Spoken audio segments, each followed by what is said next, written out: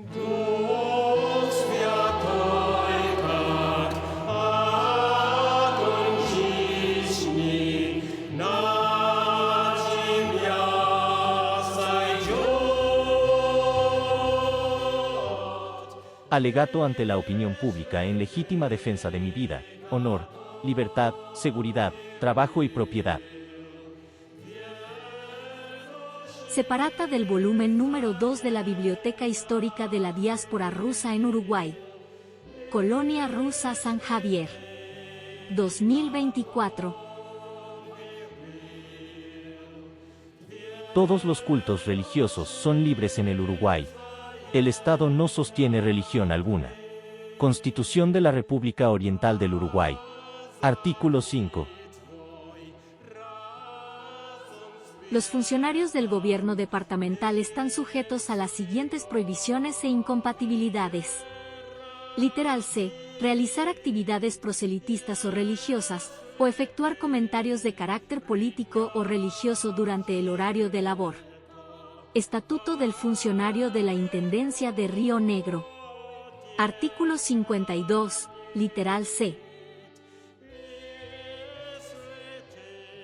Desde su construcción, las llaves, el libre acceso, la organización de las reuniones de culto y la posesión, tenencia y administración del templo ruso Sabrania y de todos sus objetos siempre estuvo a cargo de los fieles referentes del grupo religioso Nuevo Israel que allí nos reunimos. Ninguna autoridad pública ni funcionario público, en cuanto tal, tuvo ni tiene injerencia sobre ello, ni siquiera durante los regímenes de facto a lo largo de la historia de este país. Primera intentona del funcionario público municipal, Leonardo Martínez Porro y cómplices, para boicotear mi proyecto de museo, y cerrarme el paso en el templo ruso Sabrania de Nuevo Israel. 2008.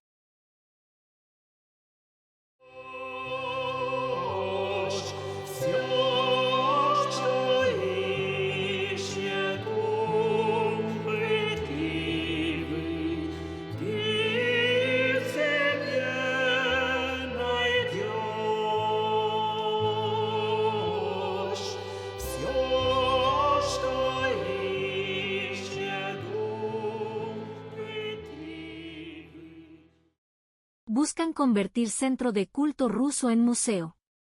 Por Daniel Rojas, Fray Bentos.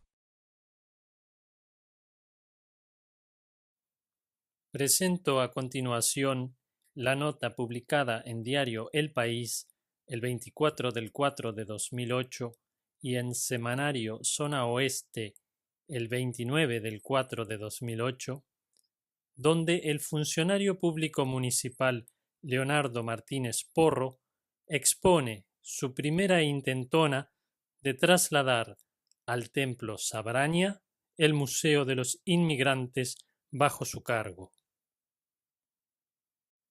Dice la nota: hace 14 años buscan que se instale allí, en el templo Sabrania, el Museo del Inmigrante, pero fue recién a partir del interés del periodista Leonardo Martínez que el proyecto tomó fuerza.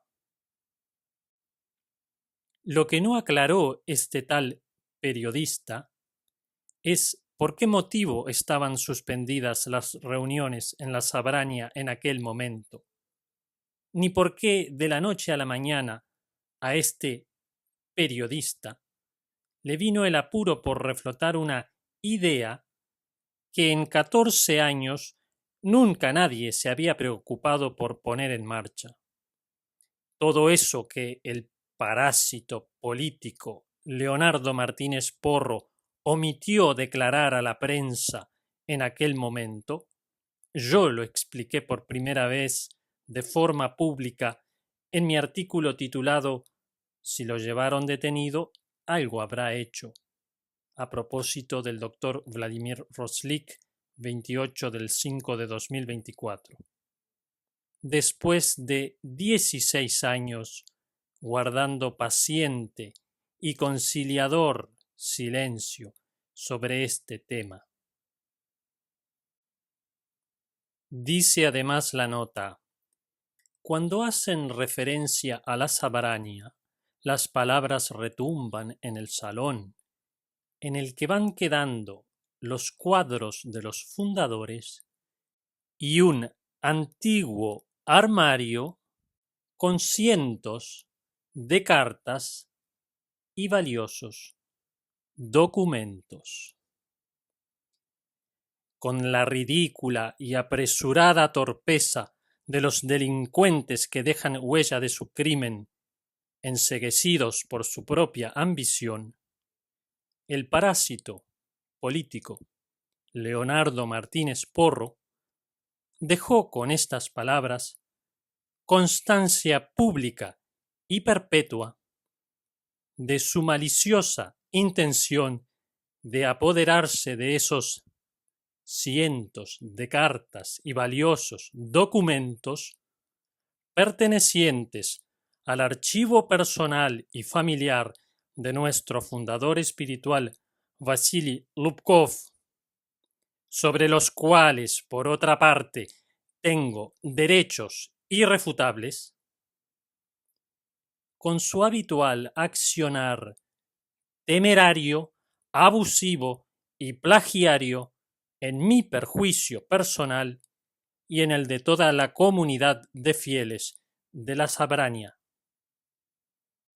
Aquella fue la primera intentona del funcionario público municipal encargado del Museo de los Inmigrantes, Leonardo Martínez Porro, para cerrarme el paso en el templo Sabrania de la colonia rusa San Javier, lesionar a sabiendas mis derechos legítimamente adquiridos y boicotear mi proyecto de museo de la diáspora rusa Casablanca, actuando de forma subrepticia, serpenteante y sin consultar a los demás miembros referentes del templo, con abuso de funciones y conjunción del interés personal y del público, entre otros delitos.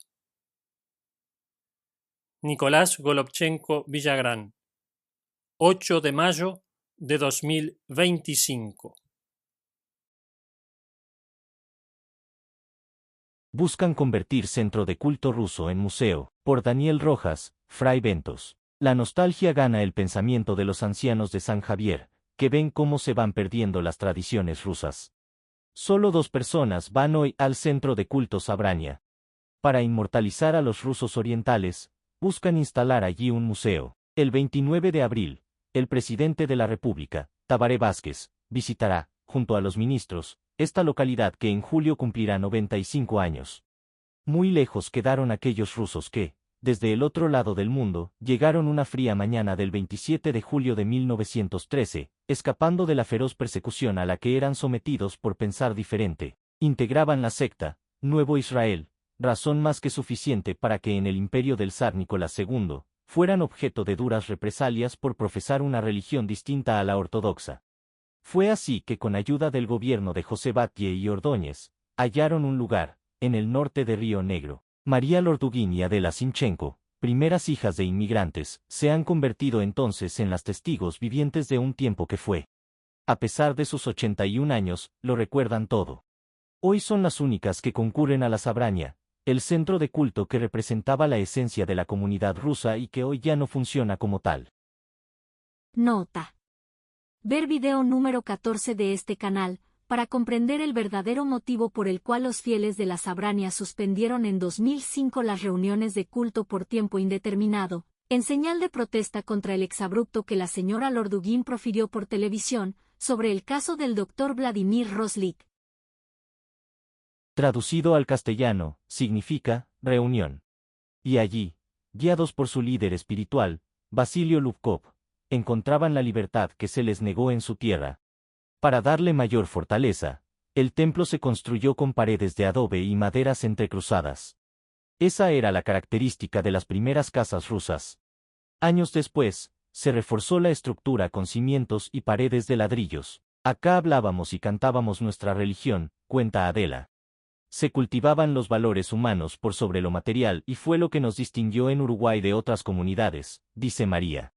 Las dos tienen ojos claros y mirada penetrante, evidencias inconfundibles de los nacidos en la Rusia caucásica. Esto se llenaba de gente, la comunidad trabajaba de forma unida y solidaria, en el culto y en las cosechas, expresa María, con un dejo de tristeza. Cuando hacen referencia a la Sabraña, las palabras retumban en el salón, en el que van quedando los cuadros de los fundadores, y un antiguo armario, con cientos de cartas y valiosos documentos.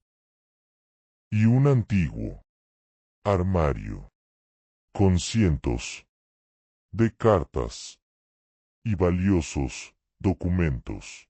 Ha pasado lo mismo que en la Iglesia Católica, donde la gente ha dejado de concurrir, dicen. Por eso, no dudan en impulsar que el sagrado lugar tenga un mejor destino. Hace 14 años buscan que se instale allí el Museo del Inmigrante, pero fue recién a partir del interés del periodista Leonardo Martínez que el proyecto tomó fuerza. Pero fue recién a partir del interés del periodista Leonardo Martínez que el proyecto tomó fuerza. También descendiente de rusos, Martínez cuenta que el predio, propiedad del Instituto Nacional de Colonización, fue cedido a la Intendencia, que realizó un relevamiento, y está presupuestando la inversión para reacondicionar el local. Los 1.800 vecinos, integrantes de la colonia rusa, esperan que el municipio les entregue, el 27 de julio, como presente, el anuncio de concreción del museo, donde perdurarán las tradiciones de una comunidad que dejó su huella en Uruguay.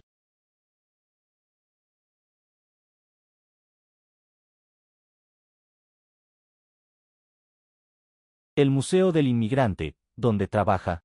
El problema es que el museo está muchas veces cerrado, pero Martínez hijo no quiere perder ese empleo.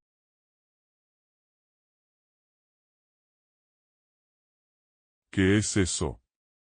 Curro de los montevideanos.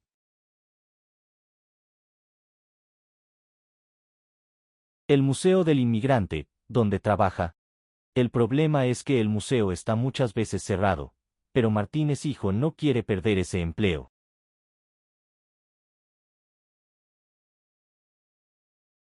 ¿Qué es eso? Curro de los montevideanos.